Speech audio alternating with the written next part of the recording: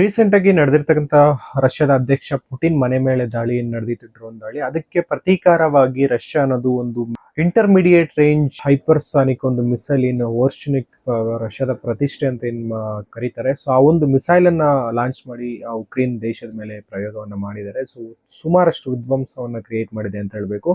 ಈ ಏನು ಓರ್ಶನಿಕ್ ಮಿಸೈಲ್ ಬಗ್ಗೆ ಹೇಳೋದಾದ್ರೆ, ಇದು 10 ಟೈಮ್ಸ್ ಸ್ಪೀಡ್, ಶಬ್ದದ ವೇಗ ಏನಿರುತ್ತೆ ಅದಕ್ಕಿಂತ 10 ಪಟ್ಟು ಜಾಸ್ತಿ ಸ್ಪೀಡ್ ಅಲ್ಲಿ ಹೋಗ್ತಕ್ಕಂಥ ಮಿಸೈಲು. ಇದರಿಂದ ತುಂಬಾ ಹಾನಿ ಅನ್ನೋದು ಉಂಟು ಮಾಡುತ್ತೆ. ಇದಕ್ಕೆ ವಾರ್ ಹೆಡ್, ಏನು ನ್ಯೂಕ್ಲಿಯರ್ ವಾರ್ ಹೆಡ್ ಅನ್ನು ತಗೊಂಡು ಹೋಗುವಂತ ಕೆಪಾಸಿಟಿ ಇರ್ತಕ್ಕಂಥ ಒಂದು ಮಿಸೈಲು.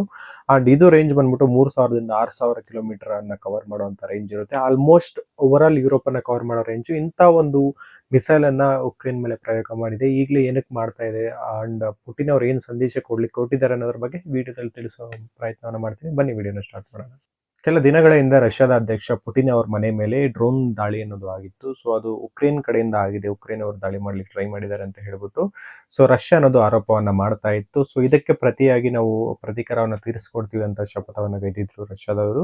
ಅದಕ್ಕೆ ಪ್ರತಿಯಾಗಿ ನಿನ್ನೆ ಅಂತಂದ್ರೆ ಏನು ರಷ್ಯಾದ ಒಂದು ಇಂಟರ್ಮೀಡಿಯೇಟ್ ಹೈಪರ್ಸಾನಿಕ್ ಮಿಸೈಲ್, ಇನ್ನು ಓರ್ಶನಿಕ್ ಅಂತ ಕರೀತಾರೆ, ಆ ಮಿಸೈಲ್ ಒಂದನ್ನ ಹಾರಿಸಿಬಿಟ್ಟಿದ್ದಾರೆ ಅಂತಾನೆ ಹೇಳ್ಬೋದು. ಸೊ ಈ ಮಿಸೈಲ್ ಅನ್ನ ರಷ್ಯಾದಿಂದ ಹಾರಿಸಿಬಿಟ್ಟಿದ್ದಾರೆ.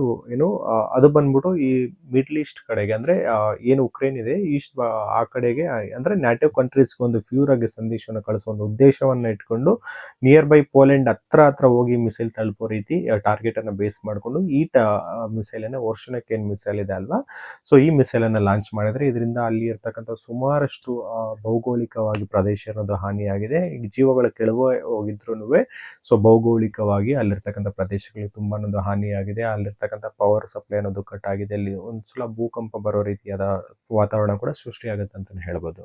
ಈ ಮಿಸೈಲ್ ಅನ್ನ ಏನು ಉಕ್ರೇನ್ ದೇಶ ಏನಿದೆ ಅದರಲ್ಲಿ ಲೀವ್ ನಗರವನ್ನ ಟಾರ್ಗೆಟ್ ಆಗಿ ಇಟ್ಕೊಂಡು ಈ ಮಿಸೈಲ್ ಅನ್ನ ಲಾಂಚ್ ಮಾಡಿರೋದು. ಈಗಲೇ ಲಾಂಚ್ ಮಾಡೋದಕ್ಕೆ ಇದು ಉದ್ದೇಶ ಒಂದು ರಷ್ಯಾ ಅಧ್ಯಕ್ಷರ ಮನೆ ಮೇಲೆ ಏನು ದಾಳಿ ಆಗುತ್ತೆ ಅದಕ್ಕೊಂದು ಪ್ರತೀಕಾರ ಆಗಿರಬಹುದು, ಮತ್ತೆ ಈ ನ್ಯಾಟೋ ದೇಶಗಳ ಒಂದು ಕ್ಲಿಯರ್ ಸಂದೇಶವನ್ನ ಕೊಡಬೇಕಾಗಿತ್ತು. ಅದಕ್ಕೋಸ್ಕರ ಏನ್ ನಿಯರ್ ಬೈ ನ್ಯಾಟೋ ಕಂಟ್ರೀಸ್ ಏನಿರ್ತಾವಲ್ಲ, ಸೊ ಆ ನಿಯರ್ ಅಲ್ಲಿ ಹೋಗಿ ಬೀಳೋ ತರ ಇದನ್ನ ಟಾರ್ಗೆಟ್ ಮಾಡಿ ಬಿಟ್ಟಿದ್ದಾರೆ ಅಂತಾನೆ ಹೇಳ್ಬೋದು. ಈ ಮಿಸೈಲ್ಗೆ ಇರ್ತಕ್ಕಂಥ ರೇಂಜು 5500 6000 ತನಕ ರೇಂಜ್ ಇರ್ತಕ್ಕಂಥದ್ದು. ಆಲ್ಮೋಸ್ಟ್ ಎಲ್ಲ ಯುರೋಪ್ನ ಎಲ್ಲ ಕಂಟ್ರಿಯನ್ನ ಕವರ್ ಮಾಡುವಷ್ಟು ರೇಂಜು ಈ ಮಿಸೈಲ್ ಇರುತ್ತೆ. ಅಂಡ್ ಈ ಮಿಸೈಲು ಹೆವಿ ಸ್ಪೀಡ್ ಆಗಿರೋದು, ಹೈಪರ್ಸಾನಿಕ್ ಬ್ಯಾಲಿಸ್ಟಿಕ್ ಮಿಸೈಲ್ ಆಗಿರೋದ್ರಿಂದ ಇದು ಏನ್ ರಾಡರ್ ಗಳಿಗೆ ಡಿಟೆಕ್ಟ್ ಮಾಡೋದು ಕೂಡ ತುಂಬಾ ಕಷ್ಟವಾಗಿರುತ್ತೆ. ಸೊ ಇದು ಇನ್ವಿಸಿಬಲ್, ಅಂದ್ರೆ ಏನು ಹೋಗೋದು ಕೂಡ ಗೊತ್ತಾಗಲ್ಲ, ಅಷ್ಟು ಸ್ಪೀಡ್ ಆಗಿ ಹೋಗ್ತಾ ಇರುತ್ತೆ. ನೀವು ಸ್ಪೀಡ್ ಬಗ್ಗೆ ಹೇಳ್ಬೇಕು ಅಂತಂದ್ರೆ, ಸೊ ಶಬ್ದದ ವೇಗಕ್ಕಿಂತ 10 ಪಟ್ಟು ಜಾಸ್ತಿ, ಅಂದ್ರೆ ಸುಮಾರು 12,000 ಕಿಲೋಮೀಟರ್ ಪರ್ ಅವರ್ ಸ್ಪೀಡ್ ಅಲ್ಲಿ ಹೋಗೋ ಸಾಮರ್ಥ್ಯವನ್ನ ಇದು ಹೊಂದಿರುತ್ತೆ. ಇದು 3000ದಿಂದ 6000 ಕಿಲೋಮೀಟರ್ ವರೆಗೆ ರೇಂಜ್ ಅನ್ನು ಕವರ್ ಮಾಡೋದಾಗಿರುತ್ತೆ. ಅಂಡ್ ಅದಲ್ಲದೆ ಇದು ನ್ಯೂಕ್ಲಿಯರ್ ವಾರ್ ಹೆಡ್ ಗಳನ್ನ ಕೂಡ ಕ್ಯಾರಿ ಮಾಡುವಂತ ಸೊ ಕೆಪಾಸಿಟಿನ ಹೊಂದಿರುತ್ತೆ. ಸೊ ರೀಸೆಂಟ್ ಆಗಿ ಏನು ಅಟ್ಯಾಕ್ ಆಗಿದೆ, ಬ್ಯಾಲಿಸ್ಟಿಕ್ ಮಿಸೈಲ್ ಯೂಸ್ ಮಾಡ್ಕೊಂಡು ರಷ್ಯಾ ಏನು ಲಾಂಚ್ ಮಾಡಿದೆ, ಇದರಲ್ಲಿ ಯಾವುದೇ ನ್ಯೂಕ್ಲಿಯರ್ ವಾರ್ ಹೆಡ್ ಗಳನ್ನ ಬಳಸಿಲ್ಲ ಅಂತ ಕೂಡ ಮಾಹಿತಿ ಅನ್ನೋದು ಬಂದಿದೆ. ಅಂಡ್ ಮತ್ತೊಂದು ವಿಚಾರ ಏನಪ್ಪಾ ಅಂತಂದ್ರೆ, ಇದು ಮಲ್ಟಿಪಲ್ ಟಾರ್ಗೆಟ್ ಅನ್ನ ಒಟ್ ಎ ಟೈಮ್ ಟಾರ್ಗೆಟ್ ಮಾಡಿ ಹೊಡೆಯುವಂತ ಕೆಪಾಸಿಟಿ ಕೂಡ ಇದೆ. ಅಂಡ್ ಲೋ ರೇಂಜ್ ಅಲ್ಲಿ ಹೋಗುವಂತ ಕೆಪಾಸಿಟಿ ಇರೋದ್ರಿಂದ ಈ ರಾಡರ್ ಗಳಿಗೆ ಅಥವಾ ಆಂಟಿ ಮಿಸೈಲ್ ಡಿಫೆನ್ಸ್ ಸಿಸ್ಟಮ್ ಏನಿರುತ್ತೆ ಅವು ಡಿಟೆಕ್ಟ್ ಮಾಡೋದು ಕೂಡ ತುಂಬಾ ಕಷ್ಟ ಆಗುತ್ತೆ, ಅಷ್ಟೊಂದು ಸ್ಪೀಡ್ ಆಗಿ ಹೋಗುತ್ತೆ. ಈ ದಾಳಿ ಆದ್ಮೇಲೆ ನ್ಯಾಟೋ ಕಂಟ್ರೀಸ್ ಮತ್ತೆ ಉಕ್ರೇನ್ ಬೆಂಬಲಿಸುವಂತ ಕೆಲವೊಂದು ದೇಶಗಳು ಇದಕ್ಕೆ ತೀವ್ರವಾಗಿ ವಿರೋಧನ ವ್ಯಕ್ತಪಡಿಸಿದವೆ. ಇದು ವಾರ್ಗೆ ಎಸ್ಕಲೇಷನ್ ಅಂತ ಕೂಡ ಕರೆದಿದ್ದಾವೆ. ಈಗ ನ್ಯಾಟೋ ಅನ್ನೋದು ಬರ್ತಾ ತುಂಬಾ ವೀಕ್ ಆಗ್ತಾ ಇದೆ. ಏನ್ ಅಮೆರಿಕ ಇದ್ದಾರೆ, ಅಮೆರಿಕ ಕೂಡ ಸೈಡ್ ಲೈನ್ ಆಗ್ತಾ ಇರೋದ್ರಿಂದ ಸೊ ನ್ಯಾಟೋ ಕಂಟ್ರೀಸ್ ಏನಿದಾವೆ ಅದು ವೀಕ್ ಆಗೋ ಚಾನ್ಸಸ್ ಕೂಡ ಹೆಚ್ಚಿಗೆ ಇದೆ ಅಂತಾನೆ ಹೇಳ್ಬೋದು.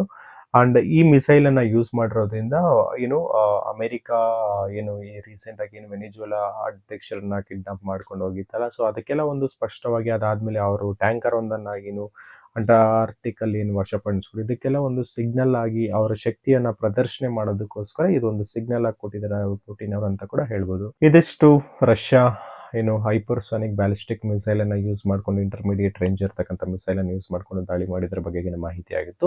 ಇದು ಬ್ಯಾಲಿಸ್ಟಿಕ್ ಮಿಸೈಲ್ ಅಂತಂದ್ರೆ ಒಂದು ರಾಕೆಟ್ ಗಳನ್ನ ಯೂಸ್ ಮಾಡ್ಕೊಂಡು, ಪವರ್ಫುಲ್ ರಾಕೆಟ್ ಗಳನ್ನ ಯೂಸ್ ಮಾಡ್ಕೊಂಡು ಬಳಸುವಂತದ್ದು. ಬ್ಯಾಲಿಸ್ಟಿಕ್ ಅಂದ್ರೆ ಈ ತರ ಲಾಂಚ್ ಆಗಿ ಹೇರ್ ಅಲ್ಲಿ ಹೋಗಿ ಮತ್ತೆ ಗ್ರಾವಿಟಿಯನ್ನು ಯೂಸ್ ಮಾಡ್ಕೊಂಡು ಮತ್ತೆ ಏನು ಅರ್ತ್ಗೆ ಅಂದ್ರೆ ಭೂಮಿಗೆ ಮೇಲೆ ದಾಳಿ ಮಾಡುವಂತದ್ದಾಗಿರುತ್ತೆ. ಇದರಲ್ಲಿ ಡಿಫ್ರೆಂಟ್ ಟೈಪ್ಸ್ ಇರ್ತವೆ. ಇದು ಏನು ಅರ್ತ್ ಇಂದ ಲಾಂಚ್ ಮಾಡೋದಾಗಿರುತ್ತದೆ. ಇನ್ನೊಂದು ಕೆಲವೊಂದು ಏನು ಫೈಟರ್ ಜೆಟ್ ಗಳು ಇರ್ತಾವಲ್ಲ, ಸೊ ಅಲ್ಲಿಂದಾನೇ ಲಾಂಚ್ ಮಾಡ್ತಾರೆ, ಅಂದ್ರೆ ಪ್ಲೇನ್ಸ್ ಅಲ್ಲಿ ತಗೊಂಡೋಗಿ ಅಲ್ಲಿಂದ ದಾಳಿ ಮಾಡತ್ತಾರೆ. ಆ ತರ ಒಂದು ಮಿಸೈಲ್ ಗಳು ಇರ್ತವೆ. ಇದು ಬ್ಯಾಲಿಸ್ಟಿಕ್ ಮಿಸೈಲ್ ಅಂತ, ಅದಕ್ಕೋಸ್ಕರ ಇನ್ನೇನು ಈ ರಾಕೆಟ್ ಗಳನ್ನ ಯೂಸ್ ಮಾಡ್ಕೊಂಡು ಭೂಮಿ ಮೇಲಿಂದ ಇದನ್ನ ಲಾಂಚ್ ಮಾಡೋದ್ರಿಂದ ಇದನ್ನ ಬ್ಯಾಲಿಸ್ಟಿಕ್ ಮಿಸೈಲ್ ಅಂತ ಕೂಡ ಕರೀತಾರೆ.